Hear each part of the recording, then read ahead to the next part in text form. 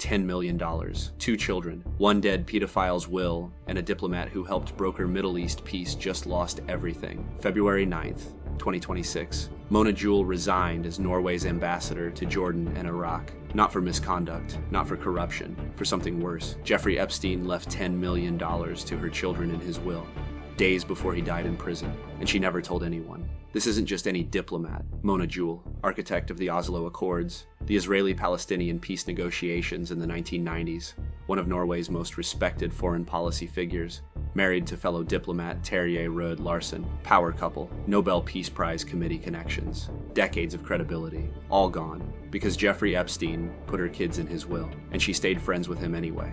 January 30th, 2026, the DOJ released 3 million pages of Epstein files. Within 2 weeks, resignations started dropping. More than a month after the Justice Department was supposed to release all the Jeffrey Epstein files, the DOJ dropped a massive amount of material connected to the convicted sex offender this morning. Goldman Sachs chief legal officer, gone. Dubai Logistics chairman, replaced. British Labour Party ambassador, fired. French diplomat, under investigation.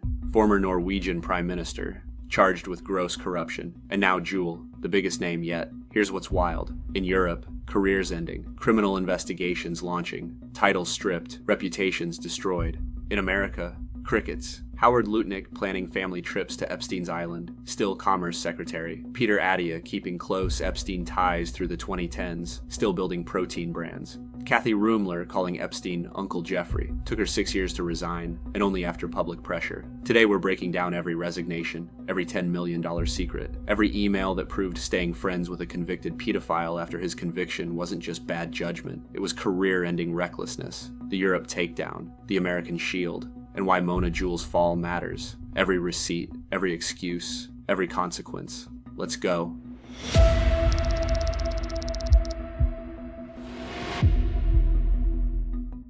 Mona Juul, Norwegian diplomat, ambassador to Jordan and Iraq since 2022.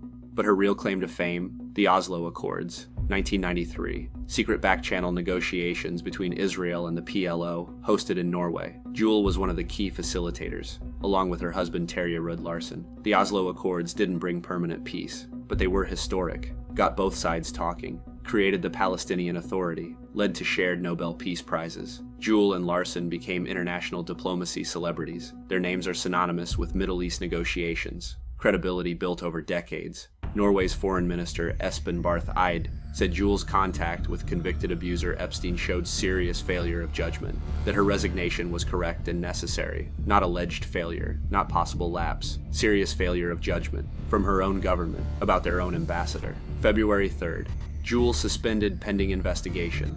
February 9th, she resigned. 6 days. That's how long it took for a decorated diplomat to go from suspension to resignation. After Norwegian media reported Epstein left $5 million to each of her 2 children, $10 million total, in a will drafted days before he died in prison. Reckless, accepting millions from a convicted sex offender in your kids' names, then continuing diplomatic work, representing your country, while sitting on that secret. That's not just bad judgment, that's a bomb waiting to explode, and it did.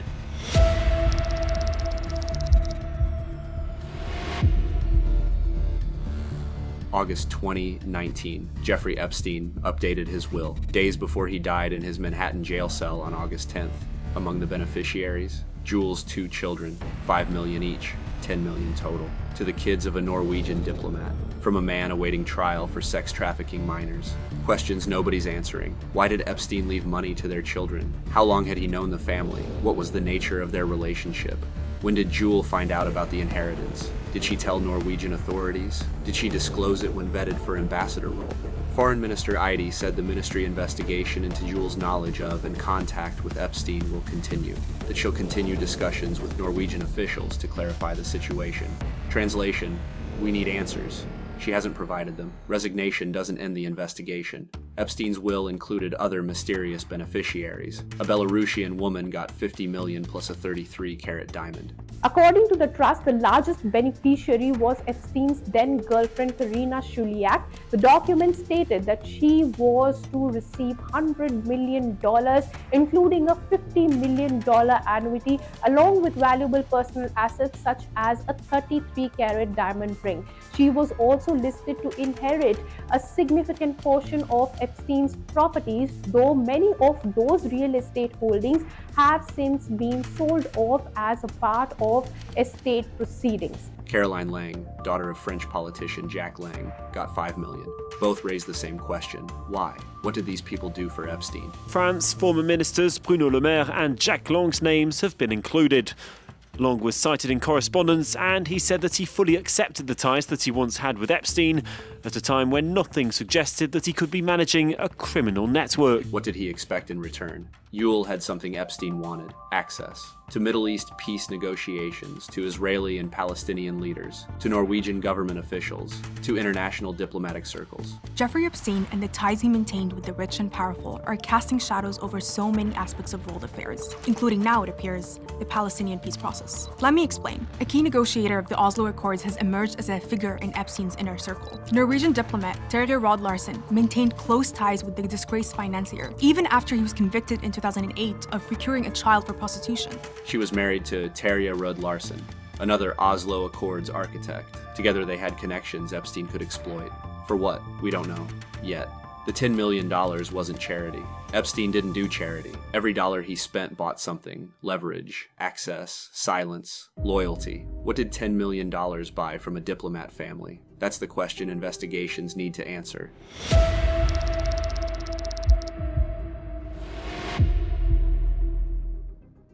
Terje Rød-Larsen, Juul's husband, fellow Oslo Accords broker, former UN Special Coordinator for the Middle East peace process, president of the International Peace Institute, heavy credentials, also connected to Epstein, also under scrutiny. The files show Epstein emailed both Juul and Larsen. May 2013, Epstein writes to former Israeli P. Ehud Barak, says Norwegian politician Thorbjorn Jagland is meeting Putin in Sochi, asks if he should make himself available to explain how Russia can structure deals. July 2015, Epstein emails Jagland, says he still wants to meet Putin, talk economy, would appreciate assistance. Epstein wrote to former Israeli PM Ehud Barak about Norwegian politician Jagland meeting Putin in Sochi. Epstein offered to help explain how Russia can structure deals to encourage Western investment. And yet he added, "I never met him." See the pattern. Epstein cultivated Norwegian diplomats. Jagland, former prime minister, now facing gross corruption charges. Juul and Larsen, Oslo Accords architects, now under investigation, all connected, all offering access to international power players, all staying friendly after Epstein's conviction. Norway is confronting uncomfortable questions after the latest release of documents links to Jeffrey Epstein, exposed connections with prominent figures across politics, diplomacy, and royalty. Jeffrey Epstein was convicted in 2008, soliciting prostitution from a minor, served 13 months. Work release program, everyone knew. It was public, national news. These diplomats continued relationships anyway. That's the failure of judgment. Not that they knew him before, that they stayed connected after. Reckless, a diplomatic power couple maintaining ties to a convicted pedophile, while representing Norway internationally, while brokering Middle East peace, while accessing world leaders, then accepting millions for their kids from his will. That's not friendship, that's a compromise. And now it's destroyed 2 careers.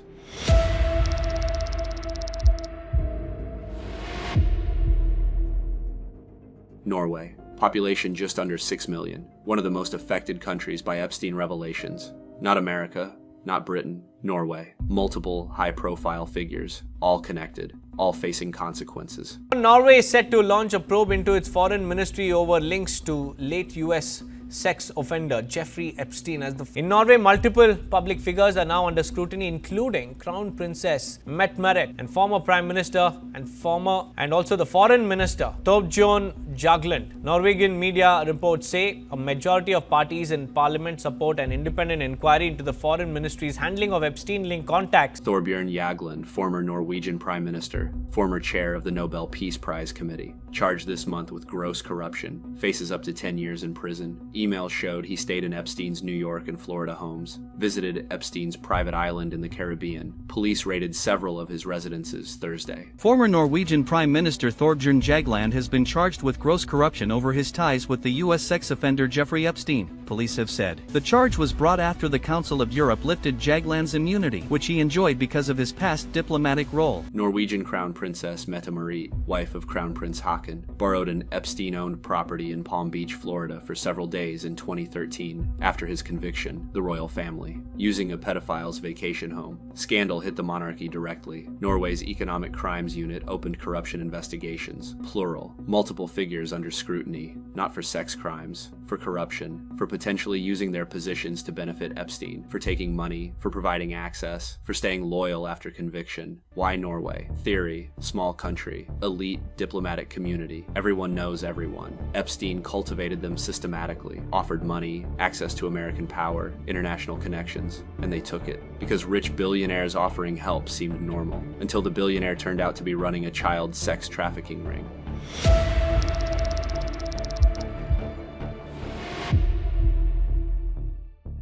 Mona Juul wasn't alone. The Epstein files triggered a wave of resignations across Europe. Diplomats, politicians, business leaders, royals, all toppling within 2 weeks of file release. Peter Mandelson, Britain's ambassador to the U.S. prominent Labour Party figure, stripped of that position on September 2025, resigned from the House of Lords earlier this month. Now facing criminal investigation, files suggest he received payments from Epstein, shared market-sensitive government documents. The released documents suggest that Epstein made 3 payments totaling $75,000 to Lord Mandelson between 2003 and 2004. Prime Minister Keir Starmer faced calls to resign over appointing him. Starmer's chief of staff resigned over the Führer. Kathy Ruemmler, chief legal officer at Goldman Sachs, former White House counsel to Barack Obama, announced resignation February 13th. Emails showed she called Epstein Uncle Jeffrey, described him as an older brother, received expensive gifts, luxury handbags, fur coat, downplayed his sex crimes, called him her older brother while he was a convicted pedophile.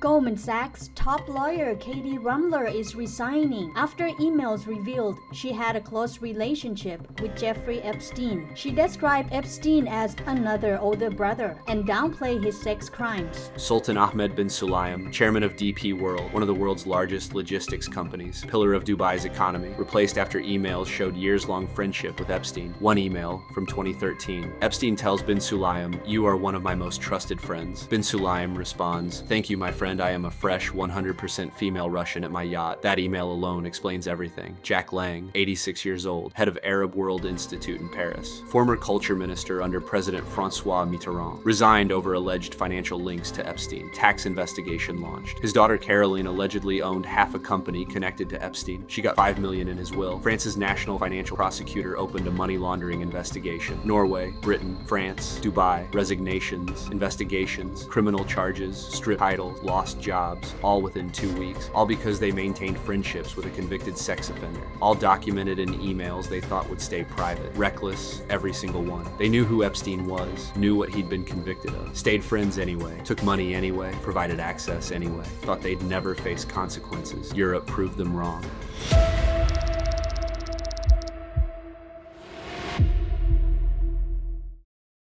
Howard Lutnick, U.S. Commerce Secretary. Files show he planned a family visit to Epstein's island in 2012, still in the cabinet. No investigation, no calls to resign, no consequences. Dr. Peter Attia, CBS News contributor, chief science officer of David Protein brand. Documents show he kept close relations with Epstein through the 2010s. Still on CBS, still selling protein, still building brands. America shrugged. Kathy Ruemmler held Goldman Sachs chief legal officer position since 2020. Files came out January 30th. She initially said she wouldn't resign, defiant, only stepped down February 13th. After 2 weeks of public pressure, announced she'll leave in June. Not immediately, June. Gives her 4 more months.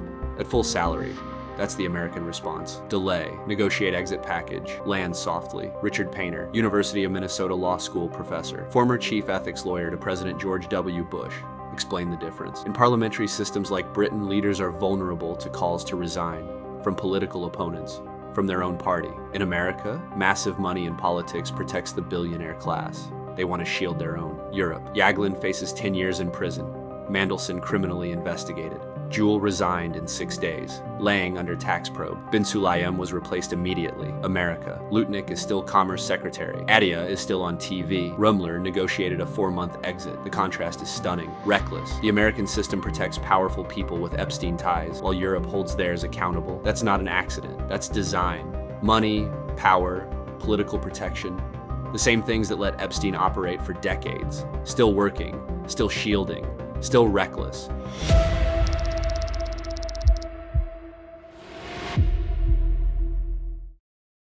$3 million pages, thousands of emails, photos, flight logs, financial records, the largest document dump in the Epstein saga. And what they show isn't criminal conspiracy. It's a normalized relationship with a monster. Epstein to Bin Sulayem. You are one of my most trusted friends in every sense of the word. You have never let me down. Response from Bin Sulayem, going to sample a fresh 100% female Russian at his yacht. Not code, not subtle, explicit sex trafficking language in writing to a business partner. Ruemmler calling Epstein Uncle Jeffrey, saying she adored him. This is after his 2008 conviction, after everyone knew. She was White House counsel, left in 2014, immediately started getting gifts from a pedophile, luxury handbags, fur coats, called him older brother, told Goldman Sachs she regrets knowing him, only after files came out. Jagland helping Epstein try to meet Putin. July 2015, Epstein wants to discuss the Russian economy, investment opportunities, needs intro, former Norwegian PM facilitating. This isn't friendship, this is influence peddling, using diplomatic access for a convicted criminal's business interests. The pattern across all emails. Casual tone, friendly banter, business discussions, social invitations. Nobody treated Epstein like a pariah. Everyone treated him like a valuable contact because he was rich, connected, useful. And they valued usefulness more than morality. That's the real scandal. Not that these people knew Epstein before his conviction, that they stayed close after, took his money after, helped his business interests after, maintained relationships after. Because rich criminals with connections are still useful, especially if you're ambitious, especially if you're compromised. The pattern across all emails. Casual tone, friendly banter, business discussions, social invitations. Nobody treated Epstein like a pariah. Everyone treated him like a valuable contact because he was rich, connected, useful. And they valued usefulness more than morality. That's the real scandal. Not that these people knew Epstein before his conviction, that they stayed close after, took his money after, helped his business interests after, maintained relationships after. Because rich criminals with connections are still useful, especially if you're ambitious, especially if you're compromised.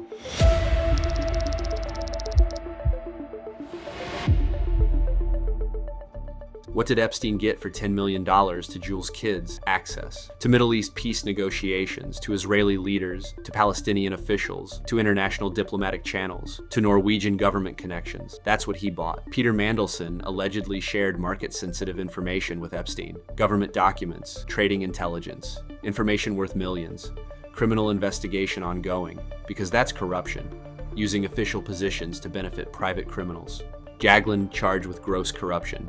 Not for sex crimes, for corruption, for allegedly using his position as former PM and Nobel Committee chair to help Epstein, for staying at his home, for visiting his island, for taking benefits, while holding public office. Norway takes that seriously. 10 years in prison seriously. Epstein didn't randomly befriend diplomats. He targeted them, systematically, offered money, connections, access to American power players, gifts, travel, hospitality, built relationships over years, then leveraged them for business, for protection, for information. That's not friendship. That's intelligence tradecraft, and they fell for it. Why fall for it? Because they wanted what he offered. Money, access, luxury. Being around billionaires makes you feel important, makes you feel successful, makes you compromise. A little gift here, a favor there, an introduction, help with business. Then you're in too deep. Then 10 million shows up in his will for your kids. Then you can't say no, because you already said yes 1,000 times.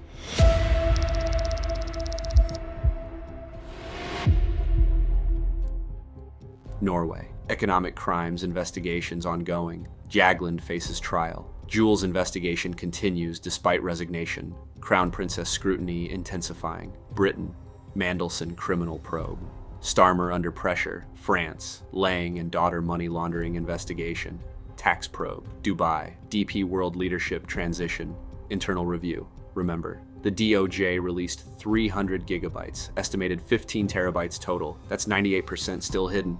Pam Bondi announced no more releases. 3 million pages broke Europe's elite. What's in the other 98%? In America, Lutnick is still Commerce Secretary. No investigation was announced. Adia is still on CBS, still building brands. Ruemmler got a 4-month golden parachute exit.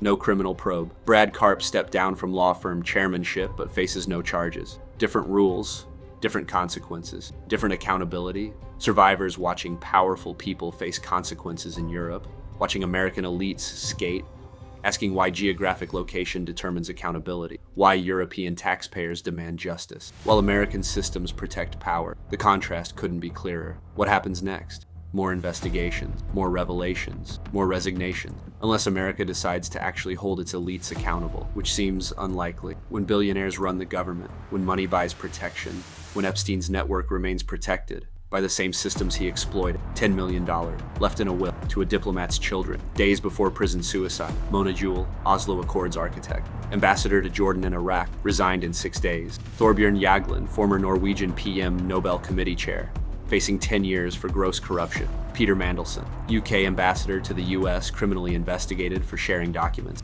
Kathy Ruemmler, Goldman Sachs chief legal officer, called pedophile Uncle Jeffrey. Sultan Ahmed bin Sulayem, Dubai logistics chairman, emailed about sampling Russians at yachts. Did she deserve this?